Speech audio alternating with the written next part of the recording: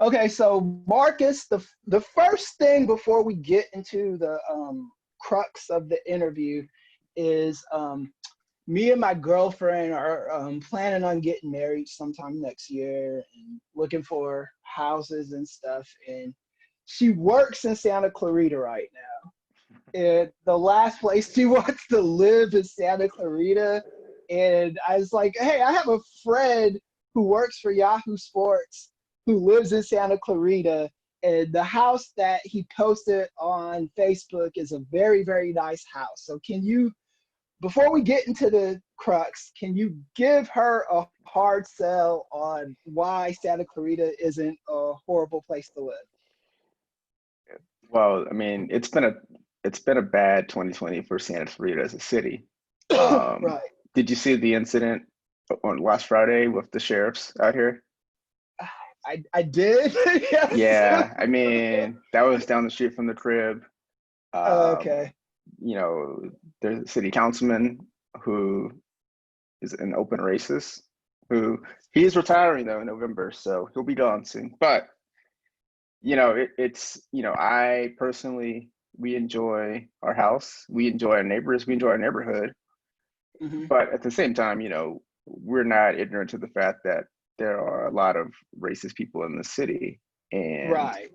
um, it could just be one of those things where it's more amplified now, or there are just racists in every city, and we just happen to hear about them more in Santa Clarita. But, um, you Right. know, I have no regrets about moving out here.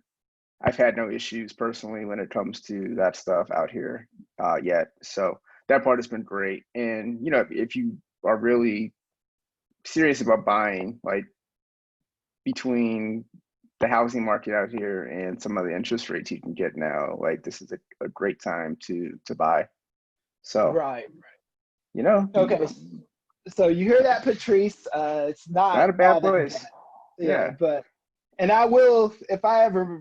I don't think we're moving there because she's just so adamant against it. But if I ever did move there, I would definitely be in contact with the city councilman. So anyway, I want to talk a little bit about your background, like your high schools, because I think we just probably just missed each other a lot in Los Angeles because I was born in Los Angeles. I moved when I was 13 in Knoxville, Tennessee, but the areas that I see you frequented, I've hit those areas too. So.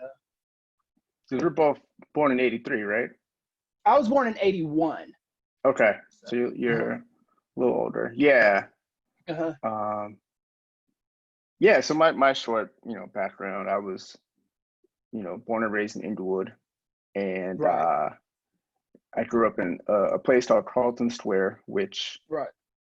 is still there, and it might get some more shine because directly across the street now is the new SoFi Stadium, where Oh, okay. Yeah. the Rams and Chargers play, and then that's on one side of the street, and then on the other side of the street is the Forum. So as a kid, Right. uh, being a huge Lakers fan, like there is nothing cooler than knowing that you live literally down the street from the Forum. And Right. Yeah.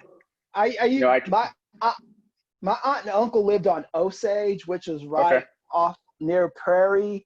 And I used to frequent that way. I was born in Inglewood as well. Were you born in Sentinel Hospital? No, I was born. There's a hospital over off Slauson, or there used to be. Um, I'm pretty sure I was born over there off Slauson. I forget the name of the hospital, but no, I wasn't born in Cincinnati. Okay. All right. I didn't move to Carlton Square until it opened, which I think it was in '85, '86.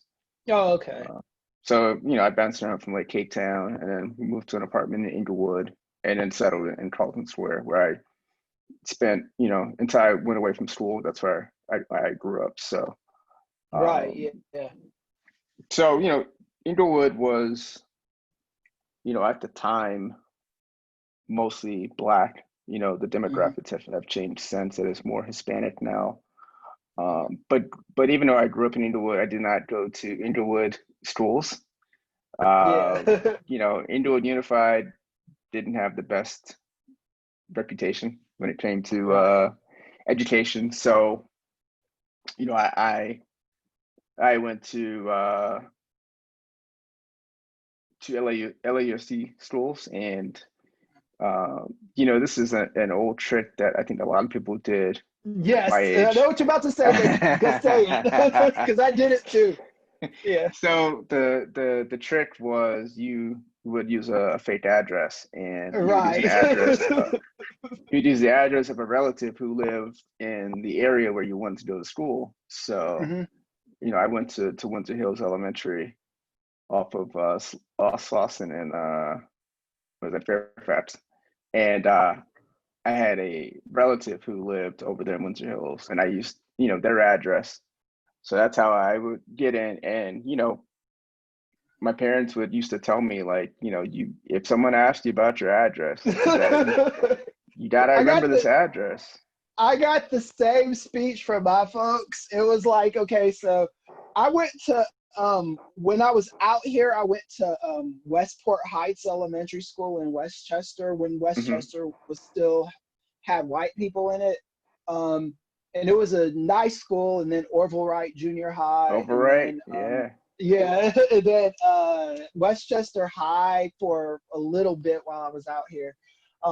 But yeah, you had to, if they asked your address, you couldn't give your actual address because I lived in South Central. I lived off of 7th Avenue in Slauson, um, and you just you if you could you had to use a relative's address or something to get into that school, and if they asked your address, you just had to be real. I had to lie to people, and that was the thing too, is like I went to school and all these like not I don't know if they were rich white kids, but all these well-to-do white kids. Um, and I can never have sleepovers at my house because we lived in South Central.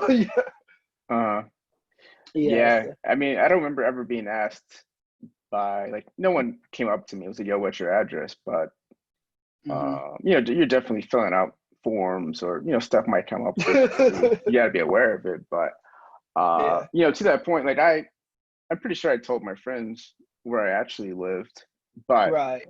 because, and this wasn't really a factor until I went to middle school and high school, which I went to LACES, which is short for Los Angeles Center for Urban Studies. It was a Hmm. magnet school off of uh, off of Fairfax in La Hmm. Cienega, and I spent 7 years there. But the problem was, like, you're living in Inglewood, so no one's really trying to come kick it at your house because, Right. Yeah. you know, you're pulling, like, LACES was pulling kids from all over LA, but not really my side of town. So, like, Yeah. I never had friends from high school over at my house. You know, it's just one of those things where if I wanted to hang out with my friends, I would go to them who lived closer to the school as opposed to them Right. coming closer to me. Yeah. That was the only downside. Like I would date like neighborhood girls who had never like been to Hollywood before or Beverly Hills. It might as well have been on the other side of the world because there's just you're just so in that neighborhood. And yeah, like you said, no one was like really trying to kick it at your place when Hmm. back then. And it wasn't like I was even necessarily lying about where I lived, but it was just something that like I understood that at a young age that these people would not be comfortable in my neighborhood. Yeah. And I just kind of left it at that. So where'd you go to college? So I started at Cal State Northridge, and Hmm. started there in 2001, and lasted technically 1 year Hmm. because uh, so when you got into CSUN, you had to take this assessment test essentially, and they're Right. testing for English and math skills. And both English and math, I did not test high enough to sort of um, get past, like, the remedial courses. Now, I will Right. say I took this test. The So we graduated on a Thursday night. We went from graduation to grad night, which was at Disneyland. So we Okay. were at Disneyland from like 10 p.m. to like 6 a.m. we come back to the high school Friday morning, and my placement test was that Friday out in Northridge. Right. And, I was just completely at that point. I don't know why. I don't know if that was the only time slot or what, but I don't know why I selected that day of days to take it. And Yeah. I did not do well on the test, and it was placed in remedial English and math my first semester at CSUN. I passed the English course. The math course, I did not pass. At some point, I just became so, I think, overwhelmed and frustrated that Yeah. I just stopped going. And Mhm. spring semester, I had to take basically 10 credits of math. And by credits, I mean these credits weren't even going towards graduation. They were just like 10 coursework or 10 units of course load of math. And same thing. Math was never my strength, and Right. having to take basically double math, that was just not going to happen. So um, at the end of the semester, like I got a letter basically saying like, you're gone from CSUN because you didn't pass this course. And meanwhile, I was active in the student paper at this point. My Mhm. freshman year was 2001, so I was at school for 9/11. 9/11 happened, I think, like 2 weeks after we moved into the Right. dorm. So that was a huge thing for me, sort of, um, and one of those moments where you sort of remember where you were. Yeah. Um, but I got involved in student paper, especially heavy that spring semester where I became sports editor. So in order to sort of keep that going, despite not being a student, I talked to the publisher of the paper, and he was like, "Look, if you just enroll in some type of course at CSUN, because they had like an adult program where you could just anyone basically could Right. enroll in class. You're a student, and then technically as a student you could work for the paper." So Yeah. that next year, I enrolled at Santa Monica College, which is a junior college, and Mhm. I would take my courses at SMC in the morning, and then I would drive from Santa Monica to Northridge in the afternoon, and I would work the student paper out there until the evening time. And I think the first semester I'd actually went through the whole proper process of like enrolling in a course, and then I never went to the course.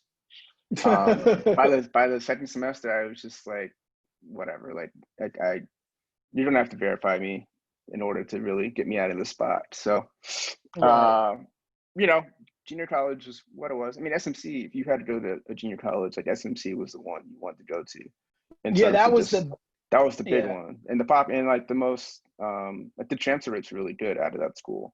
Yeah, yeah, yeah. Pasadena would be like kind of PCC, yeah. second. Yeah, that's where I went for a little while and taught there. When I decided to give college another try, I went to PCC, and it was, yeah, it's definitely Santa Monica College. I don't think people that don't live in Los Angeles understand that that school could easily be a regular like 4 year. university Mm-hmm. college. It's definitely got so many resources, so many good instructors there. So yeah, so so that's kind of where you develop your love for journalism, Yeah, right? it was at the student paper at Northridge. Right. Okay, cool. So yeah, I went to USC Annenberg, but that wasn't until after I finished my undergraduate degree. They say it's the best journal. I never finished. I'm still like a credit or two short because it seemed kind of redundant. But yeah, that's a cool story. Did you stop at your bachelor's degree, or did you go further? Yeah, so after I had my credits to transfer out of SMC, I ended up going to Hofstra University in In New on Long York? Island. Yeah, Long Island. Uh-huh. Oh, okay. Wow, man. So how long were you Yeah. there for? I was in New York for 5 years total. And I got to Hofstra in the fall of '04 and was diagnosed with Crohn's disease that Okay. October of 2004. And that spring semester, I was back in LA, and I did one Okay. semester at Hofstra, and I had to come home because I was just too sick. And, you know, at that point, it's just like, it was already a struggle to get to this point in terms of, you know, transferring. I was, you know, going to school and then working 30 miles away, and I did all this Hmm. work, and it was a little defeating. But luckily, in the fall of '05, I went back to Hofstra and continued with my education. And I definitely thought about quitting at certain points. I had even started interviewing for different jobs because I had the work experience at that point to do Right. something full time. But you know, I decided to stick with it. I did eventually graduate in 2008. It took me 7 years in terms of when I finished high school, but really school wise, I had some breaks in there. But Hmm. you know, I definitely don't regret finishing school and getting my BA. I probably do regret going to a private school and getting all these loans when the Right. education and, you know, I think a lot of us were sold this myth of like, you know, it matters where you go to school, and, you know, Hmm. employers might look down on you if you don't go to a certain school, but that's just not the case. Like, it's great for your network. Like, I would have a different network if I went to, you know, a Cal State or a different school, a state school, but uh, Right. I'm still paying, you know, hundreds of dollars a month in loans, and I will be for Yeah. It's for many you know, years to come, and it's nothing to show for it, really. right. And that's kind of like my whole point about school and stuff like that. I always tell students, because I get students that want to drop out and stuff like that, which I understand completely because I dropped out of college the first time I went to college.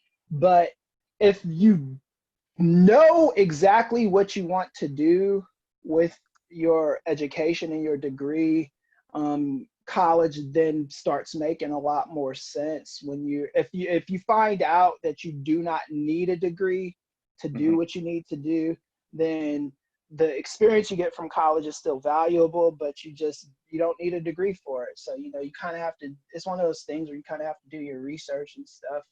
um, and it sounds like you did your research because you got some good. So I want to talk about your time, because when I was doing my research on you, I saw that you wrote for the Grio, Yeah, which is, I think I may have submitted one or two articles to them back in the day.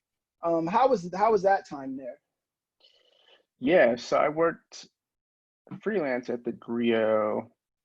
Um, so after I graduated, I worked at I was working at AOL Black Voices back when Black Hmm. Voices was still around, and Hmm. ended up going over to BET, and I worked for BET Hmm. for 4 years between working full time and then working sort of like a freelance role. But during my Okay. time at BET, like, I was not writing and wanted to um, at least have some type of presence or voice back in the sports space. So Right. someone who worked at Black Voices reached out to me from the Grio and just said, "Hey, do you want to start freelancing stuff for us?" And I did. So I was freelancing for the Grio and for the Root. And Oh, okay. um, the Grio, I was doing a lot more consistently. Funny enough, when I was at the Grio, um, Joy Ann Reid, who's now, you know, Oh yeah, AM the Joy. face the face of Yeah. MSNBC, she was working for the Grio as an Right. editor, and I was able to do, you know, a bunch of columns there. I got to cover the NBA Finals and do stuff for the Grio for them. So it was very much like, Right. it was very hands off. Like, you know, they would say, "Hey, do you want to write on X?" And I would say yes, and I would spend like most of the night trying to figure out how to write it, and I would email it, and then by the time I wake up the next morning, it was published. So, but Yeah. that was just like Those a, are you know, yeah. Go ahead. those are some great articles too that I read that you wrote for the Gria. Yeah, it was. You know, it just gave me a chance to basically do what I wanted to be doing, Hmm. which was with sports writing. But at that point, I was at BET, and I was not in a position to do sports at the moment at that time. So Right. it was at that point strictly a check, and eventually that check ran out, and I think I Were stopped you at writing that. I were stopped you freelancing in at B 2012. Oh, okay. Were you at BET during the Stephen Hill era? Yes. Okay. Yeah. How is he to work for? Or no comment or? No, I didn't really. I mean, Stephen was so Stephen worked in a different office than myself, and he was more Mhm. on the music side. So Okay. um, I maybe interacted with Stephen a handful of times. So he's not Okay. someone I worked with on a daily basis. So what about Joy-Ann Reid? Did you interact with her a lot or? Yeah, Joy would sometimes edit my copy, and I never expected this from her. Um, Mhm.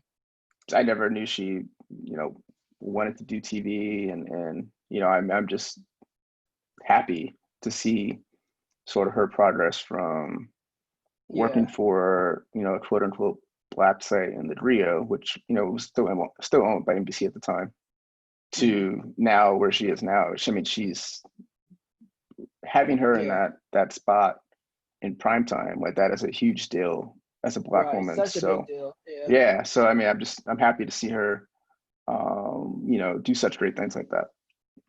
Okay, so we're gonna talk about another influential black woman um, in a second, but I do have to ask you because I forgot to.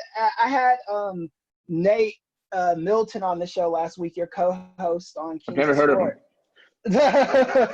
and I talked about this in the podcast, and then the podcast we were filming and we just got wrapped up in our own conversation, but I gotta ask you about a couple different sports moves. The first one I want to ask about, and then we'll probably move on from this fast, is Hollywood super agent Nick Khan Hmm. working for World Wrestling Entertainment. Do you think that's a good move on his part, or do you think he'll be like everybody else who gets that position, the Barrioses of the world, the Wilsons of the world, and well, how do you think that's going to play out?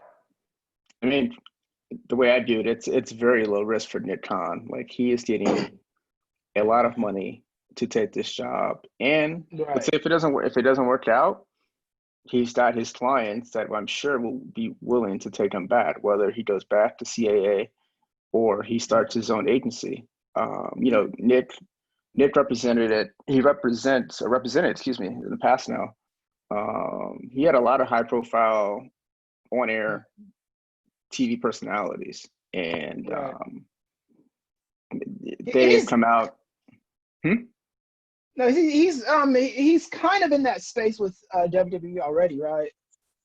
He helped negotiate the TV deals when he was at CAA. So CAA was hired by WWE when Right. it came to negotiate the Fox deal and the NBC deal.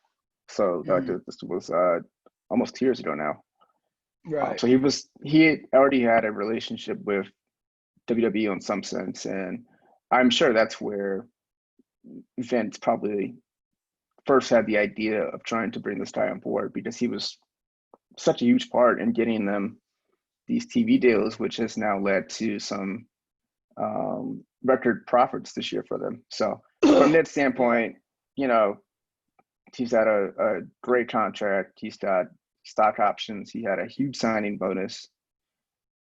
If he can't save the company, so be it. But God forbid if something were to happen to Vince McMahon and he is now in a spot at the company as president, who knows what that looks like? If he Right. can find a way to elevate into a higher role, or even better, if he can find a way to sort of reimagine WWE TV and Right. try to shake up what has been, I think, for the last 20 years, a pretty stale presentation when it comes to TV. So, I think Right. it's for him, it's a win-win.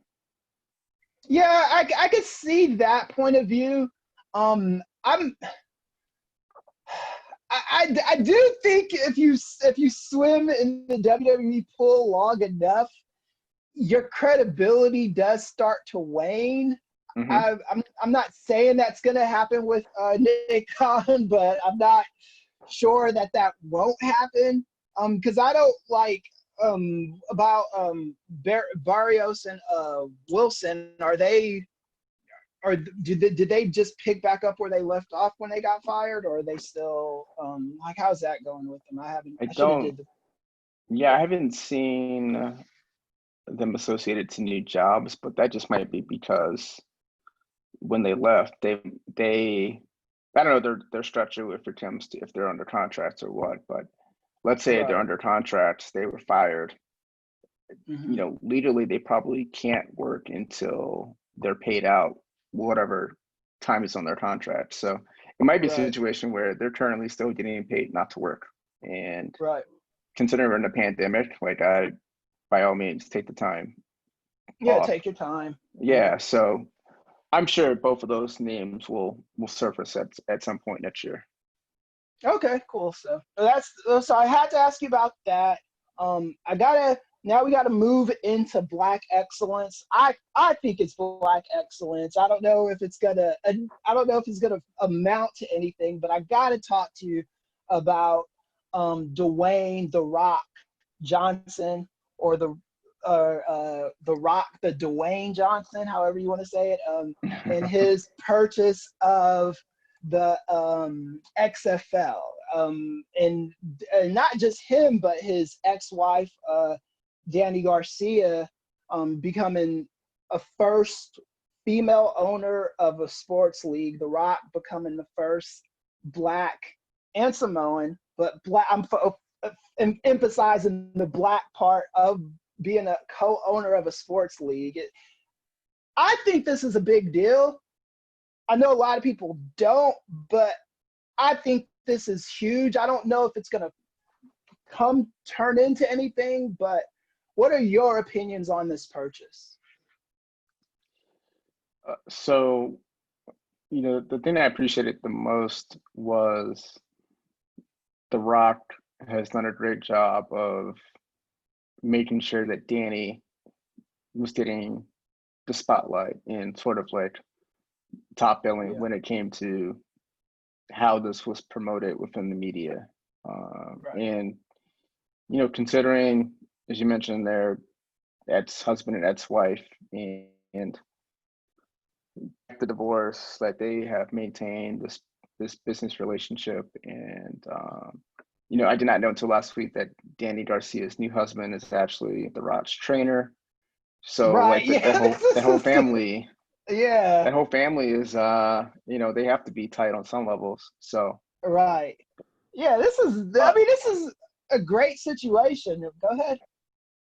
yeah, I mean this is having a Latina woman who is Hmm. now, granted, the XFL has had its up and downs. It's struck out twice. It looks like they'll get a third shot. What that third shot looks like, I don't know yet, but it sounds like, and this came up a few days ago, that Fox is already interested in trying to salvage some type of TV deal with the Hmm. XFL. I think their best bet short term would be trying to do something within a bubble in Right. 2021 where Hmm. you can ensure the safety of the players. You can know that you can run this league without any interruptions because of COVID, and even better if you have a TV deal attached to it. And Right. I And I I think want to see what Danny and The Rock can do in terms of just better, I think, selling the league to a football audience. right. So okay. So do you think that, because I've been throwing theories out left and right about The Rock buying the XFL. Do you think that he gives Colin Kaepernick a call? Hmm. It's a good question. Yeah. I think he does. I can't remember if he got a call during the XFL 2.0 and they couldn't work Mhm. out the money situation, but uh, you would think if there was one person you want to attach to your, like, the biggest name out there to be attached to your league would be Colin Kaepernick at this Okay. point. Yeah, I agree. I'm not going to count any active NFL players that might be playing at the moment, but if you're just looking at who's available, who's a free agent, it would be Colin Kaepernick easily. Right. And he didn't pay that. They didn't pay that much for the XFL, right? I mean, was it 15 million? million. Yeah, Yeah, that's not a lot for. Yeah, he could get that. I'm sure he had that laying in his couch cushions or loose change in his car, man. And it's split three ways because there's another investment group and then there's Danny. So yeah, it's and it's they not equal coming partners, from one right? pocket. Yeah. Okay, cool. So yeah, so I'm definitely looking forward to this development, and the cultural significance of a Latina woman owning a sports league along with a Black and Samoan guy owning a league is I think it's such a big deal and kind of overdue for sports. You know what I'm saying? So yeah. Anyway, so this just came out yesterday, and I wanted to talk to. I was hoping it would come out last week, but I'm glad it came out today because I've got you as a guest. What do you think of? Before I add my own biases and stuff to it, what do you think of Joe Biden picking Kamala Harris to be his number two, his second in command, his vice president? On some level, he could have picked, anyone at this point. Right. He could have picked Alfred Tunnel, and I would have voted for Joe Biden. Like, I love you, Alfred. Hey, Alfred. It didn't really matter because either you're voting for Trump or you're not. There's right. There's not a lot of in between. But Yeah. the fact that he did pick a Black and Asian American woman for the job, I think is definitely historic and important. I am not going to listen. I think any of the candidates that were on the table, I think they all had their issues, right? They all had some flaws about them. Yes, exactly. And her flaws are not anything that would be enough for me not to vote for a Biden Harris ticket. Let's put it like that. Yeah, I think the problem with that Kamala Harris is getting that I don't think is fair. I think that the criticism she's getting that I don't think is fair rather is one.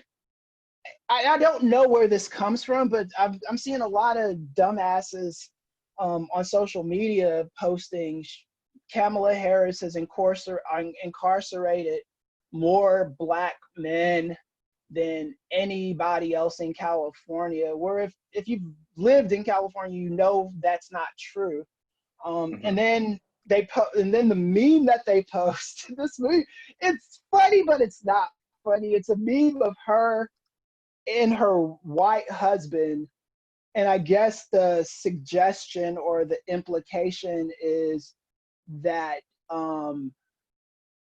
because she's married to this white man, she does not care about Black people. And it's usually the hoteps that I'm seeing this crap from, not even the Republicans yet, because I know their criticisms are going to come. But I don't deal that well in hotepery. But what do you like? Have you seen these kind of things? I have, and it's just sad. Like, I just wish that people could stop and be happy about something for once. Like, yes. it's like they're trying to find every negative about Kamala and trying to bring her down, and it's like, why? The husband thing is just like, come on, like, this is 2020, motherfucker. Yeah. Like, it's you know what with the Kamala stuff.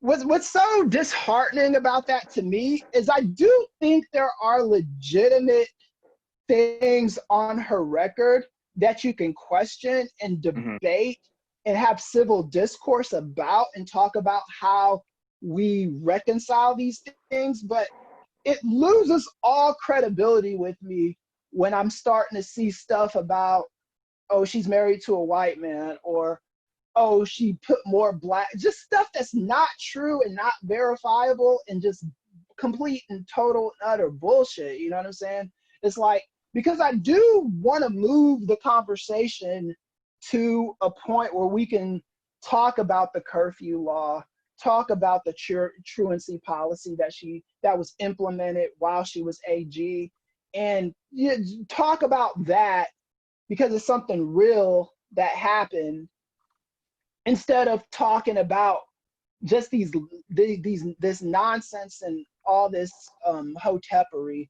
One of my colleagues told me I shouldn't call it that, but I can't think of a better word for it. So, but yeah. What did you make of this? Came up yesterday that Trump had donated in the past to her campaign. I mean, I expect it. That's the thing about, and because Trump is not. He moved into the space of politics because he was upset that NBC Comcast was playing with his show on the schedule.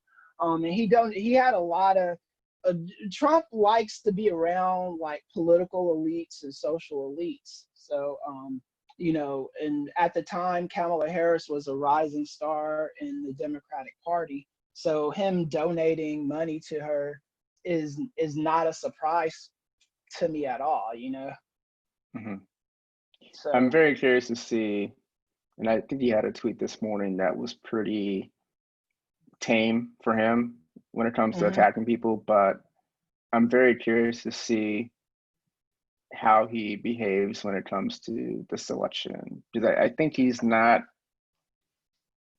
going to go, you know, like he did at Hillary. I don't think like the Hillary Because stuff yeah. crossed the line.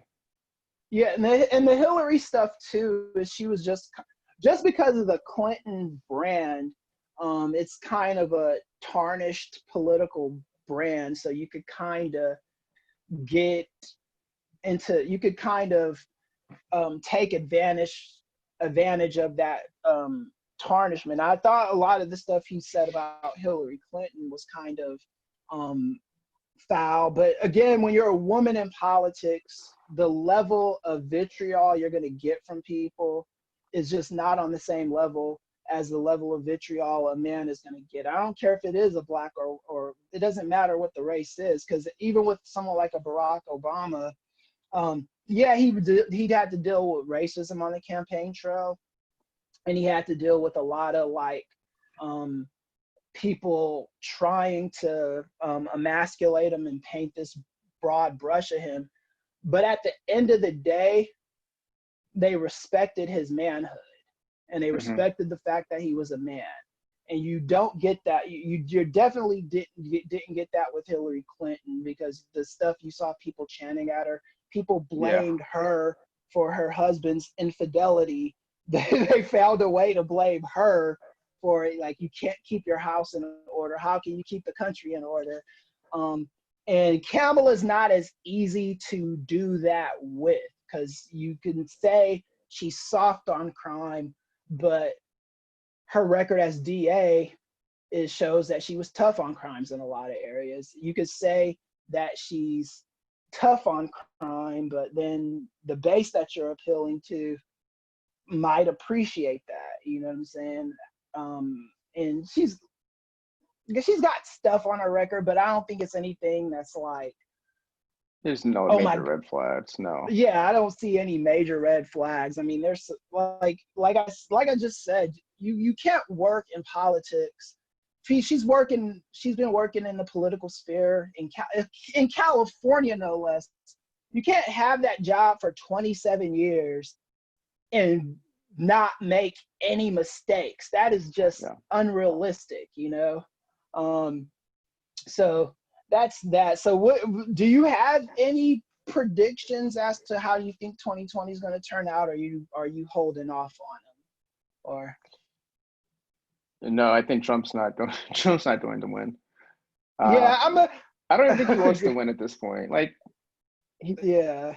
going back to the point we were just talking about, considering we're less than 100 days out from the election, and if you Yeah. remember back in August of 2016, going back to Hillary, the vitriol that was coming from Trump's mouth towards Clinton, like even towards Biden, like every now and then, Biden will catch a stray from Trump, but there seems to be this unwritten white male respect between the two, at least Yeah, between Trump towards exactly. Biden. Like Yeah. he knows, like No, there's a it's true. line there he's not crossing, Yeah, and right. it's been There, fascinating to watch.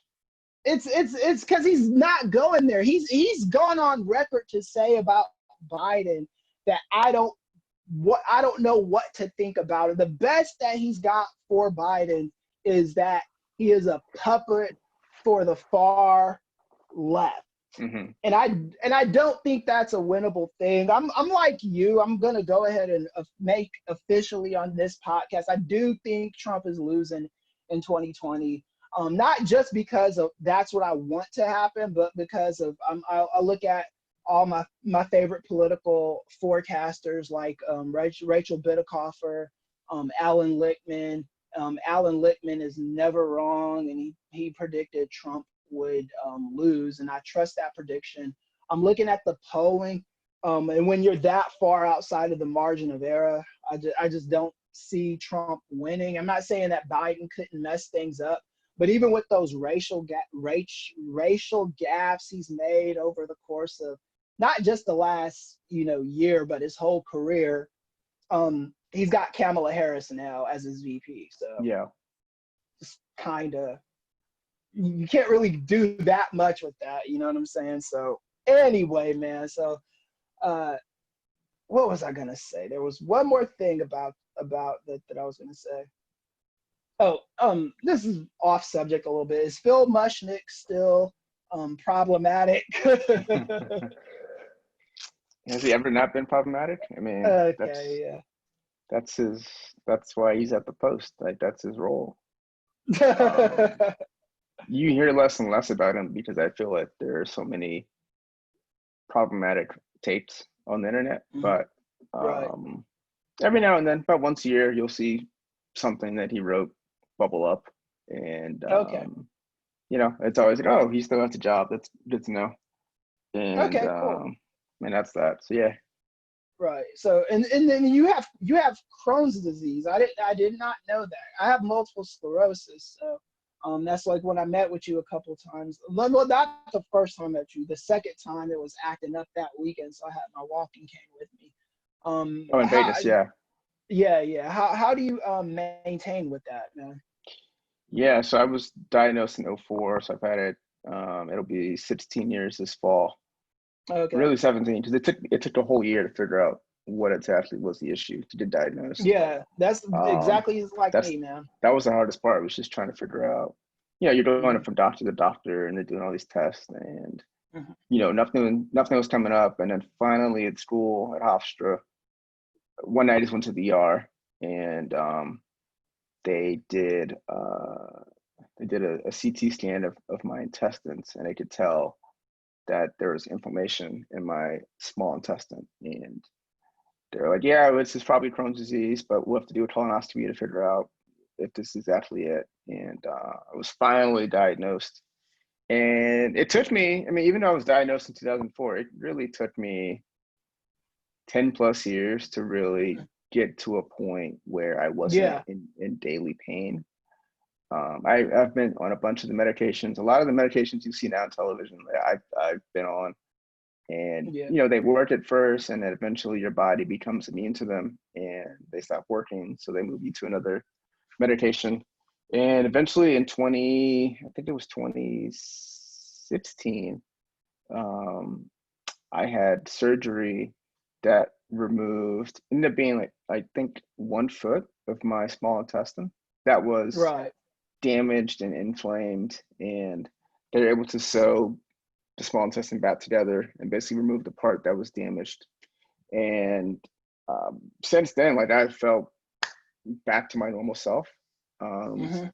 I take a medication every 90 days. It's just an injection that I do myself. And outside of that, that's pretty Mm-hmm. much it. So, Okay. I So hate that yeah, it took that long to figure it out, but I'm also fortunate now that it's pretty much under control. right. That's cool. That's cool. That's cool because that's how it was with my diagnosis. Because for the first 10, I would even go as far as to say like, because I was diagnosed in about '04, '05 ish, and I was fine for the longest time outside of a few little minor issues here and there. And then in 2017 was when I start really getting like the balance problems and things like that. Is Crohn's, is it a nerve disease? Is it? No, it's an autoimmune disorder Okay, yeah. So my that, disease is a nerve disease, but like MS, there's no cure for MS, right? yeah, there's no cure. You just kind of have to keep it at bay, and you got to Yeah, eat same thing right. for Crohn's. Yeah. Yeah. So I just make sure that I'm working out and not going ballistic with with my eating and stuff like that. And I just can't do the stuff I did when I was 25 years old anymore. So it Hmm. is what it is, man. But I appreciate you, Marcus, for taking the time out to sit down with me from Yahoo, Marcus Vanderberg from Yahoo Sports.